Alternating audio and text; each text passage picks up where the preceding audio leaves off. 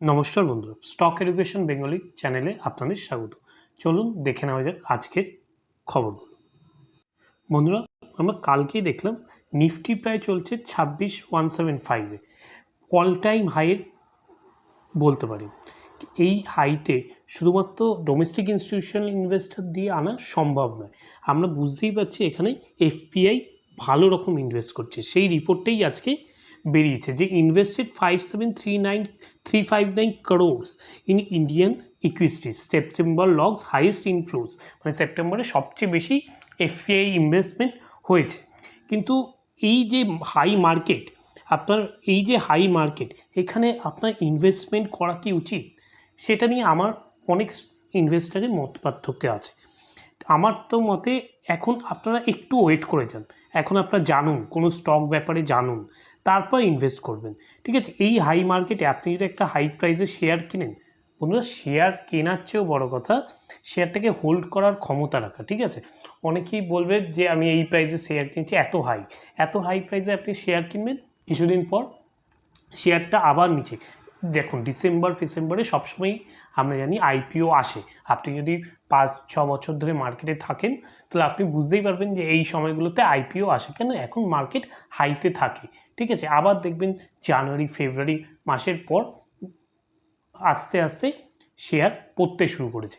ওই সময় শেয়ারটাকে হোল্ড করে রাখাই আসল কাজ কিন্তু। ঠিক আছে, না হলে এই হাইতে কিনে আপনার টাকা অন্যের কাছে চলে যাবে। ঠিক আছে, তো আমি বলবো একটু ধৈর্য ধরুন। আপনি ক্যাশই হচ্ছে আসল জিনিস, আপনার হাতে যদি টাকা থাকে আপনি যে কোনো সময় ইনভেস্ট করতে পারবেন। ঠিক আছে, তো একটু সাবধানে থাকুন বন্ধুরা, এত হাই মার্কেটে হাই প্রাইসে শেয়ার কেনার থেকে একটু বিরত থাকুন। শেয়ার কিনতে হলে একটু অপেক্ষা করুন আর বেটার শেয়ার পারচেস করার চেষ্টা করুন, যেগুলো ফিউচার ওরিয়েন্টেড স্টক।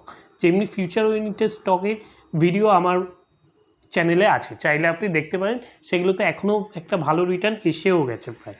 ঠিক আছে, বেস্ট স্টকস ফর নাও বলে একটা ভিডিও আছে, ওটা অবশ্যই দেখুন বন্ধুরা।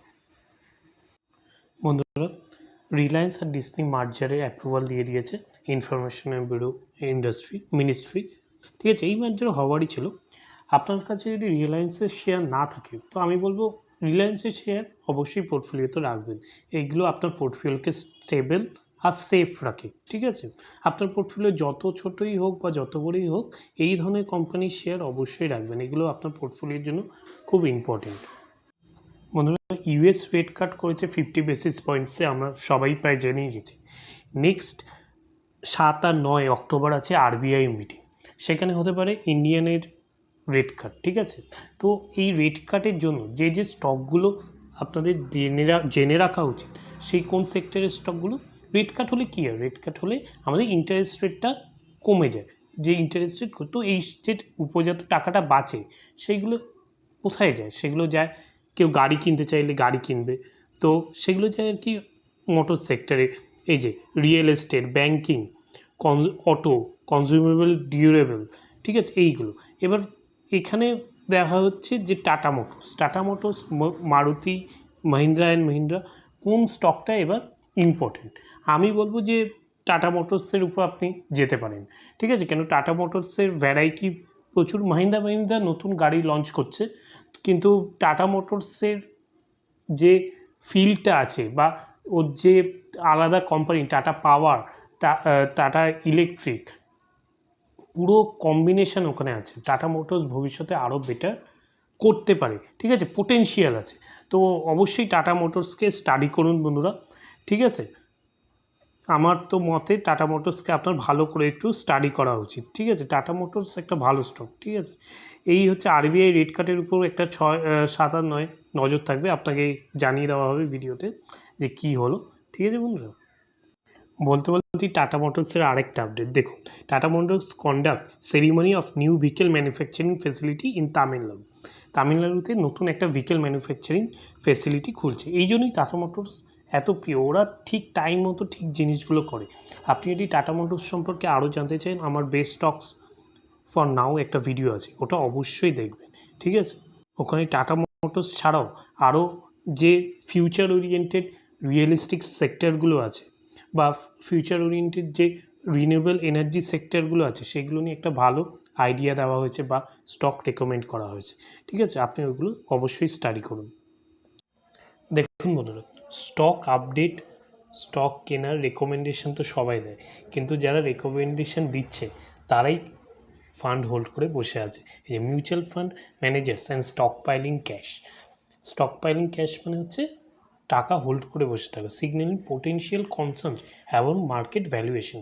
মার্কেট এখন যে ভ্যালুয়েশনে আছে, যে হাই ভ্যালুয়েশনে আছে, সে যে কোনো স্টক কিনতে গেলে আপনাকে 10বার ভাবতে হচ্ছে এটা এর থেকে আর উপরে যাবে কিনা। সেটাই আমি ভিডিওর ফার্স্টেই বলছিলাম যে এই মার্কেটে এই ভ্যালুয়েশনে একটা স্টক আপনি যদি কিনে নেন, ঠিক আছে, সেটা তো অসুবিধা, কিনতে 2 মিনিট লাগে, একটা স্লাইড করবেন, এখন 2 মিনিটে স্টক কেনা হয়ে যাবে। কিন্তু যখন মার্কেট পড়বে, আপনি যদি স্টক সম্পর্কে না জানেন বা তার ফান্ডামেন্টালস আপনার কাছে না ক্লিয়ার হয়, সেটা ধরে রাখতে আপনার সবচেয়ে বেশি 2 মিনিট পর পর আপনি আপডেট চেক করবেন যে কী হলো, লাল হয়ে যায় পোর্টফোলিও।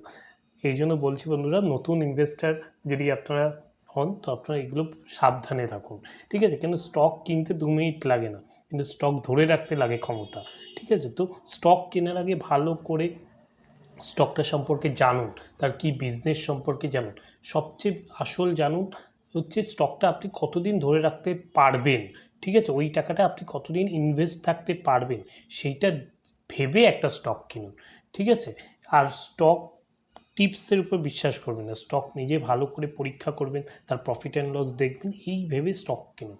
স্টক লং টার্মের জন্য ভালো স্টক কিনলে নিশ্চয়ই আপনার প্রফিট হবে, কিন্তু একটা ঠিকঠাক প্রাইসে স্টক কেনা খুবই ইম্পর্টেন্ট, ঠিক আছে বন্ধুরা?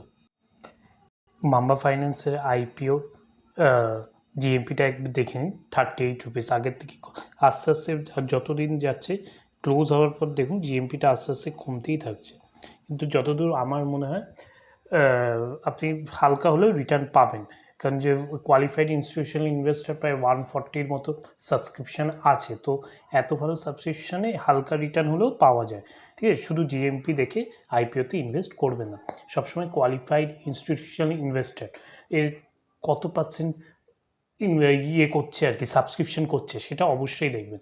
সেগুলো আপডেট হয় কখন, এটা খুব ট্রিকের একটা জিনিস, সেগুলো আপডেট বেশিরভাগই আপনি দেখবেন ওই 3টের পরে হবে, ঠিক আছে?